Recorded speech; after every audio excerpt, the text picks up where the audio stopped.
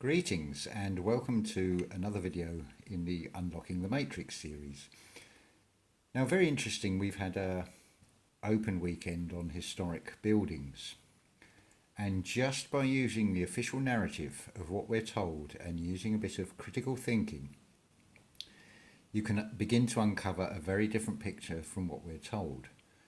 So anyway, here is a sort of general map of the town centre, and there's three things I want to focus on. But before I do, I'm just going to mention that from the river and the lock-gated dock area, which is now residential housing, all the way down from the north, it is a general downward slope going all the way down, and even the buildings along this quayside of this gated area, there are lower floors.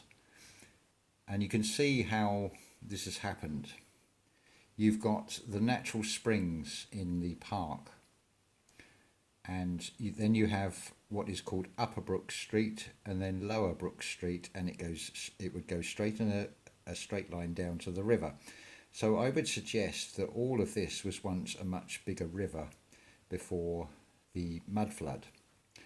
And I think we're looking in the region of anything between 18 and 30 feet before we get to the previous ground level before the mud flood. Now, very interestingly, I've mentioned about, and I've featured St Mary Le Tower Church, which on this map is roughly about here. Now, I would suggest that it was actually quite wide, possibly following the line of this street and along here. This so-called church, which is the closest that this town has to a cathedral, certainly would fit in to be a machine for removing the floodwater, in keeping with all the star forts and things that we're told about on various channels that are looking at things in a new and sensible way. So, to the town hall. Now, that's the earliest sketch I could find, which is actually in the town hall itself, pretty much looking the same today. Now, I've looked on the web. You cannot find any pictures of it being constructed.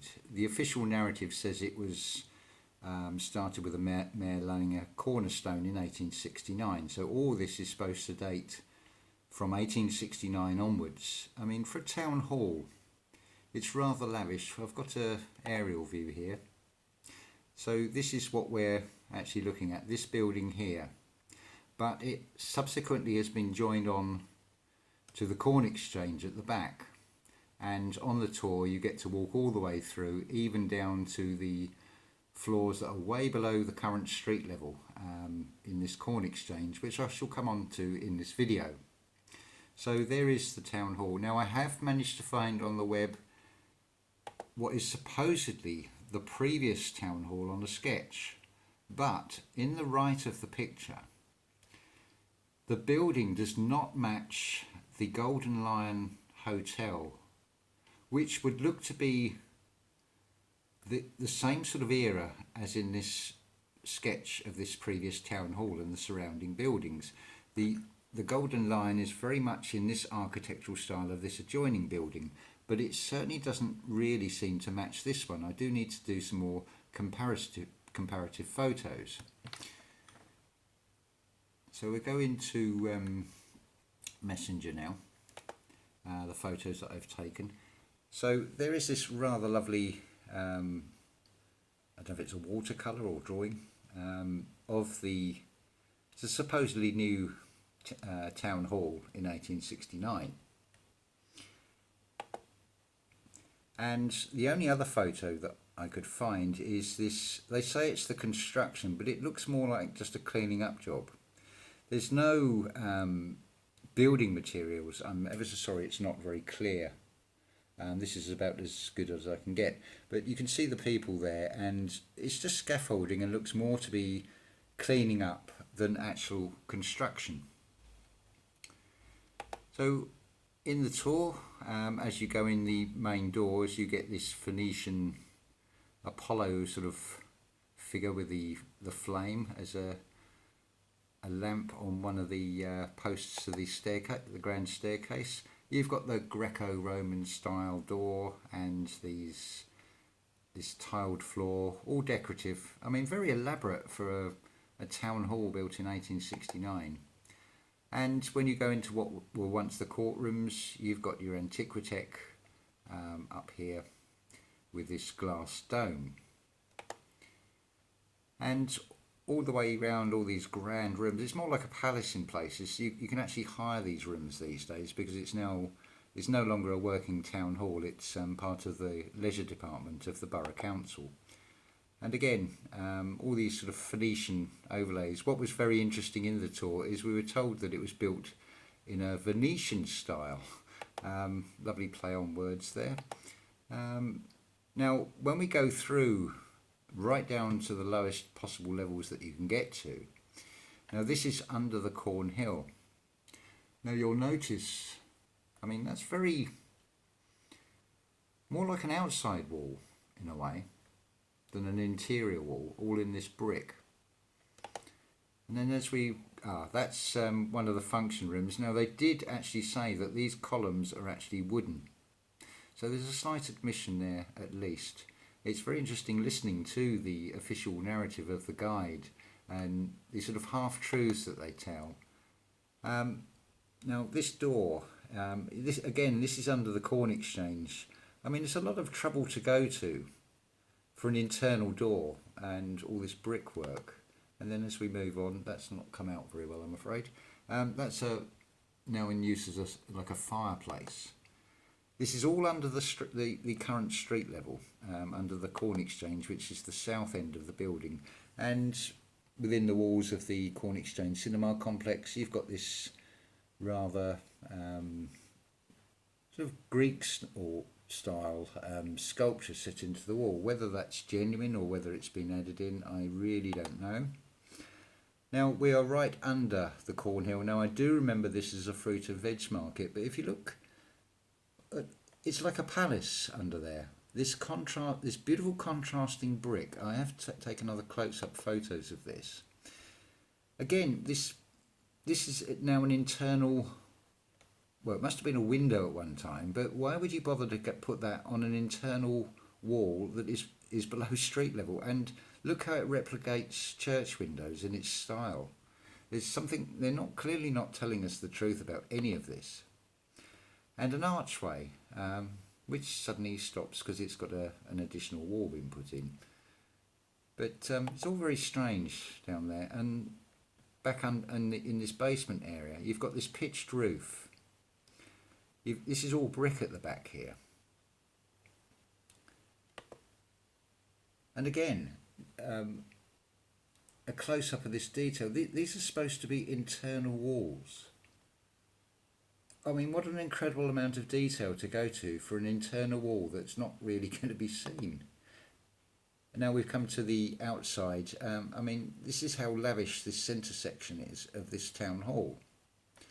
I mean, you imagine a council building something like that today, they'd probably be hauled over the coals for being extravagant and waste of public funds. And clearly, from all the builders I spoke to, when I've asked them, they cannot build.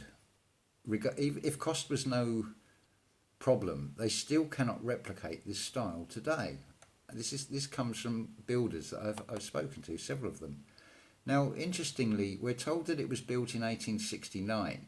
With laying the first cornerstone, but in 1880, the mayor of Ipswich, this G.H. Booth, lays this stone on the side. I mean, it doesn't show very clearly here, but it's 28th of March 1880, and you can clearly see water damage. Now this is on the side of the building, or maybe went before they joined it onto the Corn Exchange. Maybe that was the limit of the town hall. I need to go back and check that, but it's if you've built this thing in 1869, you need to put another cornerstone in 1880. Now we're coming on to the Customs House. This was another building that was open, and very telling, some of the features on that as well. I apologise about the shakiness. I mean, you've got all this elaborate nonsense with this crest, this coat of arms of Ipswich up here, which seems detached from the structure behind it. But what I noticed when let's go back to the previous photo, hopefully it will show on here. We're now going to go under this archway to this door that says mind your head. You've got to be under 6 foot to not bang your head on that unless you duck. But what is interesting on this archway is all this scoring marks. I don't know how it's going to come out very well, but they've all got these lines. It looks to be a soft, or a stone that was soft. I would say, I would agree with Wise Up Channel that these have been cast. Something doesn't look quite right about them, and the way they're deteriorating as well, it's very strange. The ones at the top actually have less, I don't know if it's weathering, but they've all got these lines on them. And then when we look at the one of the pillars, you can see that it's a rendering over something else. And this corner, it reveals a different material under this outside facing at the base of one of these pillars. This is on the upper level that this pillar comes from. This is just a view looking across from that upper level. And again, it's not come out very well, but a completely different material where the outer coating has come off. And it does make you wonder what this was actually constructed from. It doesn't tally. That's one of the massive doors. I should imagine you'd have to be about 9 or 10 foot before you bang your head on that. And then right down at the base, you've got the paving stones here on the quay side, but you can clearly see this line of brick that has been exposed, and you've got this rendering over the top. So how much further does that go down? Now this is very interesting. This is allegedly a 13th century priory. Now they had an a geologist on site explaining about how it was bigger than the St Mary Le Tower church that stands today, which is the closest we've got to a cathedral. And he clearly said that this structure was massive, bigger than St Mary Le Tower.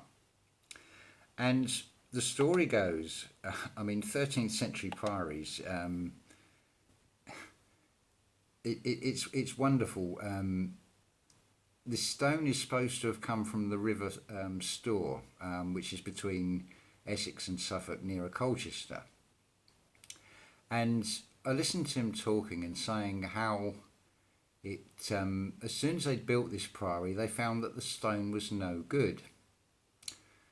And he pointed over to this bit as not being part of the structure. This is the other side of it. This apparently is a mock-up by the Victorians. Very interesting, the different materials and things and mixes of brick that are put into this. So whether that is genuine or not, I really don't know. But you've got all these lower stones in this grassed area. Now, he said that as soon as they built it, they had to start keep repairing it because the stone was no good for construction. So lo and behold, we'll go to this side view. He pointed over to this piece of wall that was part of the priory. So if that structure was no good, that building material, this stone out of this river, then really, would you put all this on top of it if that stone was no good? And then we'll come on to the frontage of the building. I mean, again, it's beautiful. It's in proportion, but again, it looks to be lower levels on this. But it's absolutely ludicrous what we get told. Let's go back. I'm not sure if I've showed this one. Yeah, this is this previous town hall. And something else I noticed about this. Are we looking at mud or are we looking at cobbles here? There's all little details like this that are worth looking at, and what we're told in the official narratives does not match what your eyes see if you're very observant and start looking round. What is clear, regardless of the door heights of these structures today, and I mean, you build a town hall like this, but then you put the door up way too high and have to put all these steps in. That just doesn't really make sense. Interestingly, round the side, there are lower levels, and obviously in the corn exchange, I've already shown you the lower levels to that part, which are way below the street level. And on this side, you've got that 1880 stone that's been put in. But I mean, that's just a facing, probably to disguise the tops of lower windows. And again, also where you've got these steps going up, they're obscuring lower windows. I mean, what was even the point of putting the windows in if they're going to be obscured by these steps anyway? That in itself doesn't make sense. And of course, you've got all this antiquitech on the top, which doesn't show very clearly on this, and many other buildings. I will be making more videos, but I thought I'd try and keep this one short and just focus on those three buildings and show the little telltale signs that we are not being told the truth. And this pattern is replicated over and over again throughout this town. If I just go back to this map here, where we've got Lower Brook Street, there are areas between these roads which is, even with the modern buildings, they've got a lower floor than the existing road level. So it does make you wonder where the level is. I will come on to this on another video, but I would say you have a general progression. So you're going anything from sort of 8 or 9 feet below the current ground level, right up to possibly anything between 80 and 30 foot by the time you get here. And this road, Fonru Road, dramatically rises away. You've got Lloyd's Avenue here from where the town hall is, and this goes up comparatively steep compared to these two streets. So it looks more to be mud flooded than anything else, but of course they don't want us to know about any of this. It was very interesting as well, the geologist on hand, when you mention and point out the errors of these things, it is exactly the same soppy expression of cannot comprehend anything, because all they've done is repeat parrot fashion what they've been told, and they've not actually thought and questioned the obvious discrepancies and things, in the same way that I see that same facial expression in churches and things when you question anything that they say. It's quite amusing actually to watch, but clearly the history we have given, and this is a repeat pattern, it's not unique to this town. I would recommend looking at John Levi's channel and looking at the Crow House channel as well, because they will both show you far more detail and far better presented than I can ever do. But this is just a brief sort of overview, just purely on a local level, just to show you how the official narrative and the physical evidence of the architecture does not match one bit. Anyway, thank you very much.